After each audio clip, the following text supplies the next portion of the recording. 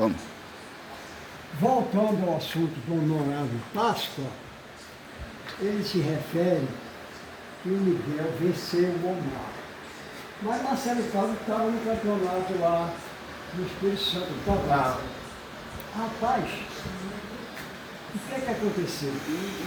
Nessa ocasião que eu competi também na categoria média, onde eu fui campeão também na minha categoria, o Omar Júlio subiu com o Miguel de Oliveira na minha categoria pesada, e o Omar passou o cabo em cima do Miguel. Mas vou explicar o que é que houve. Passou o cabo sobre é que lá no Espírito Santo. No Espírito Santo foram 5 árbitros de cada estado e a confederação, botou 2 da confederação, e o Durval, que era o presidente da federação do Espírito Santo, também botou 2.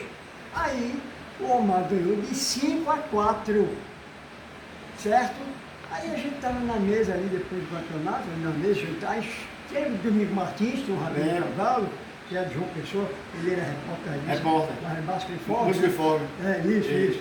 Aí o Omar chegou e disse, Carneiro, professor, sábado que vem eu vou disputar o Grande Prix lá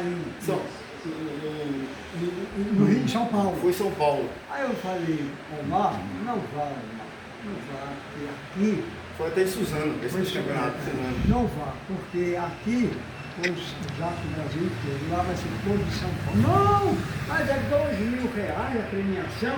Mas acontece que a gente, lá em São João do Hotel, tinha uma pilastra, e olha, eu vou de fogo, né? Ficava portando de um lado e portando do outro. Antes do campeonato, saiu, tem que falar a verdade, meu filho viu, você também viu, quando o Maurício, que era o vice-presidente da Federação Paulista, disse, pessoal, o Omar está muito estrela, o Omar tem que perder. Rapaz, dizer isso para os árbitros, e realmente queriam que ele perdesse. Mas por que isso, rapaz? Por quê? Sabe o que aconteceu? Vou explicar a você. O Omar disputou o Campeonato Brasileiro 97 e 98. Ele foi bicampeão overall. Aí o jornal, a revista, né, Musculação de São Paulo, de Miogênio, ele colocou, tá aí.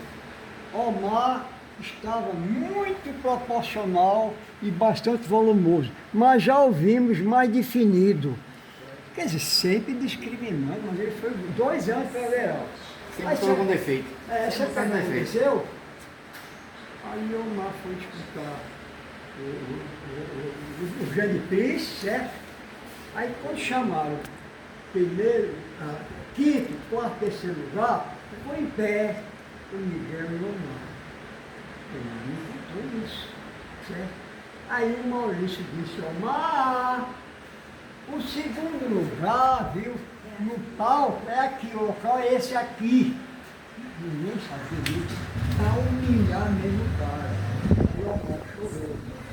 Aí, nesse mesmo ano, Omar vai disputar o Ibero-Americano, que é com a participação do México, de França, Portugal, né? E Omar foi o overall, ganhou um troféu lindo, né? Ele deu 2, um na categoria do overall. Deu 2 troféus, e parece que ele doou um paginando, viu? Ele doou um paginando. Entendeu? E quando foi no ano 2000, o Miguel foi disputar novamente o Grande Prix. Aí o que foi que aconteceu com o Miguel?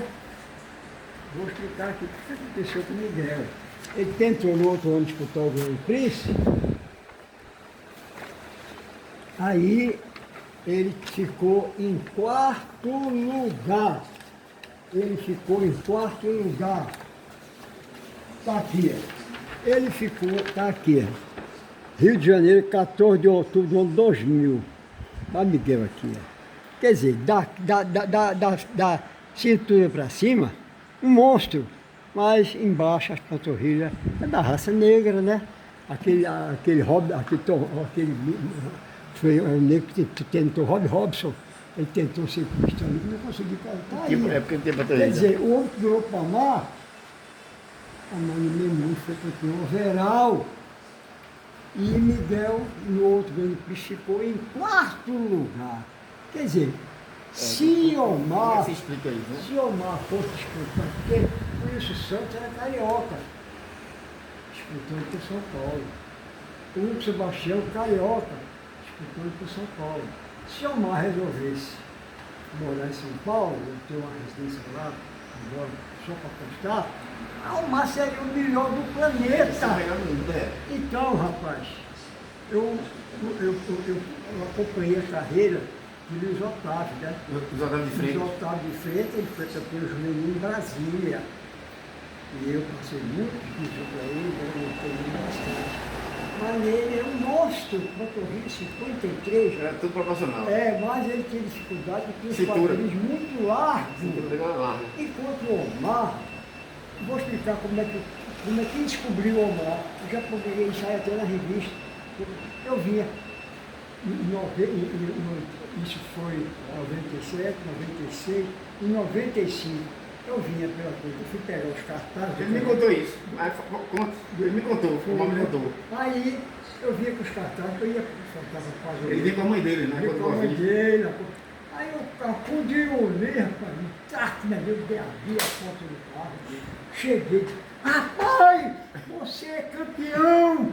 Você nasceu campeão. Esse cara deve ser Ele me doido. contou, tomou um susto. Tomou susto.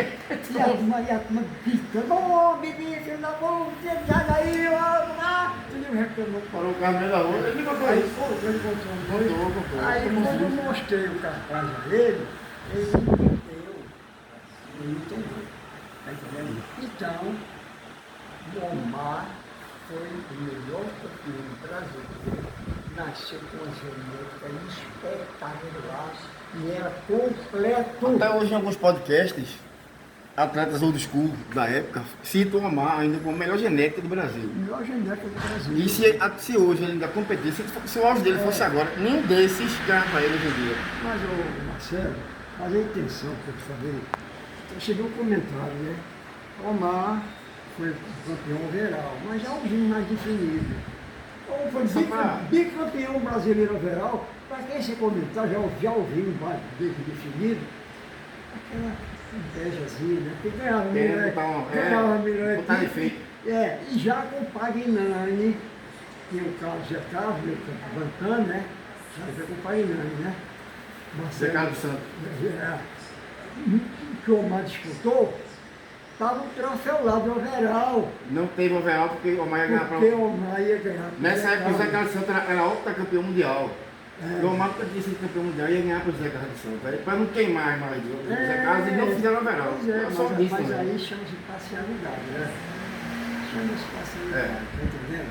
Então, é uma questão, eu em 82, eu não vou misturar política com esporte, mas existe um paradigma, né?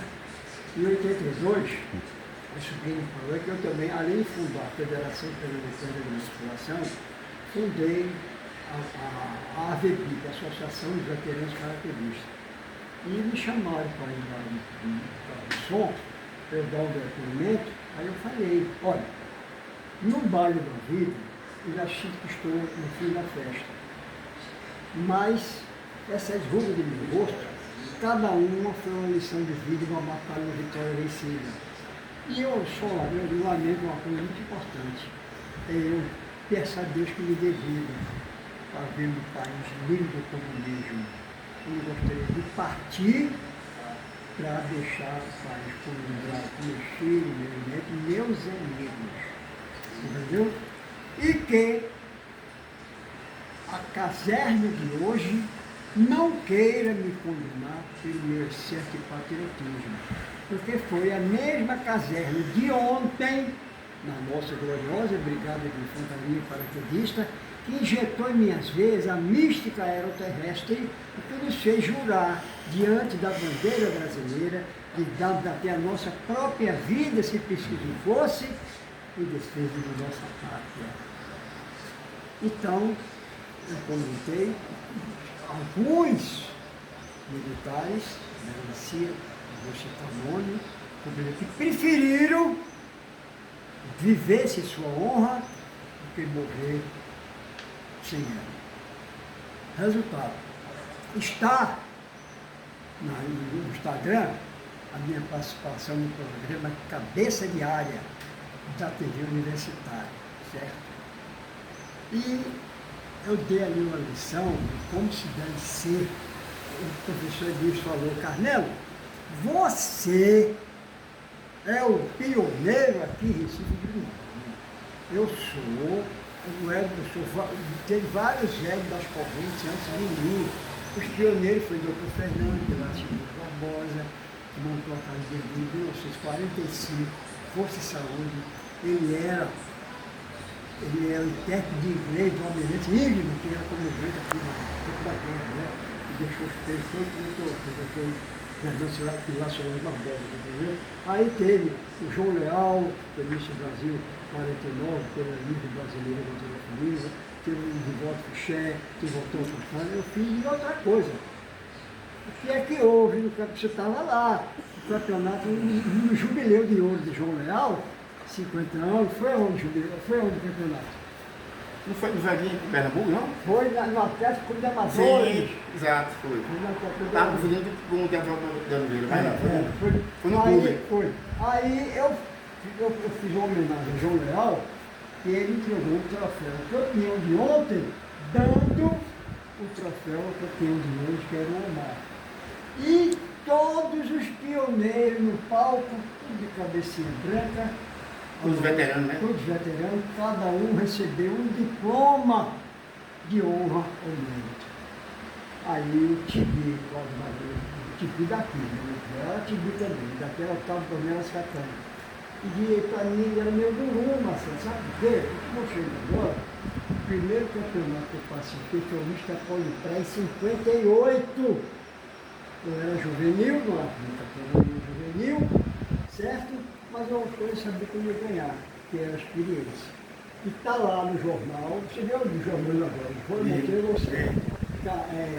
Carnelo de Castro, do ginásio Hércules do Cordeiro, não era Carnelo de Castro. A minha academia foi fundada no dia 16 de julho de 1900, no meu aniversário. Eu fiz 14 anos quando eu entrei na academia, eu sou mulher Força Saúde, da revista Força Saúde, do Dr. Walter Bezerra Viveiros, que era muito meu amigo. Está entendendo? Então a gente tem que ser sincero, por uma questão de honra, está entendendo? Por uma questão de honra, fazer jus a falar a verdade. Só os acontecimentos, como aconteceu. Como aconteceu, como aconteceu. Entendeu, Básica? Então, filho, eu não quero discordar que você é honorável, não quero. Mas vou repetir. Honorável é uma palavra adjetiva que quer dizer que é para os caras que merecem ter honra e respeito. E eu acredito, Páscoa, que você tenha honra e respeito. Mas que siga de eleição, Páscoa, certo? Você citou, nós realizamos o Miss Brasil 78 em Fortaleza. Não, nós não. Foi o doutor Marcos Fernandes. Você nem lá estava, nem lá compareceu. Então não fique divulgando coisas que você não conhece. E nas próximas entrevistas que você dá, você pesquise para não cometer injustiças e impropério, porque nada mais dói, meus amigos, do que a injustiça. Eu me sinto até bem que nem responder, sabe? Essas acusações, os troféus, não queria responder. Mas Carnelo, quem fala por sente? Minha família, meu filho, meus amigos, Carnelo, você tem a prova documentando tudo. No branco. Sim, ainda tem esse troféu aqui, para as pessoas mostrar aqui, ó, olha lá, certo? Honra ao mérito, lindíssimo, de babá, né? Tá aí. Aos 60 campeonatos pernambucanos de musculação e ao seu fundador, Carnelo de Castro, Caruaru, 27 de setembro de 2014, Zenivaldo Ferreira, presidente da Zenin Design e Marketing. E está aqui também ao senhor Carnelo de Castro, presidente da Federação Pernambucana de Cultura e Musculação. Carnelo de Castro, honrosamente vimos homenageá-lo pelo seu brilhantismo, dedicação e profissionalismo nesses 40 campeonatos brasileiros que pudemos contar com sua participação. Confederação Brasileira de Culturismo e Musculação, Suzano, São Paulo, 3 de outubro de 2009, Marcelo estava lá. Estava lá. Está entendendo? Então, meus amigos, o Nordeste sempre foi discriminado, sempre foi discriminado. Entendeu? Certo, Marcelo? Obrigado. Fiquei feliz. Prazer estar aqui com... Esse aqui é honorável, viu? Esse assina embaixo. Prazer estar aqui com vocês aqui e até a próxima. Um dia estamos por aqui de novo, né, professor? Já que você quer falar alguma coisa? Não. Não, para ele aqui na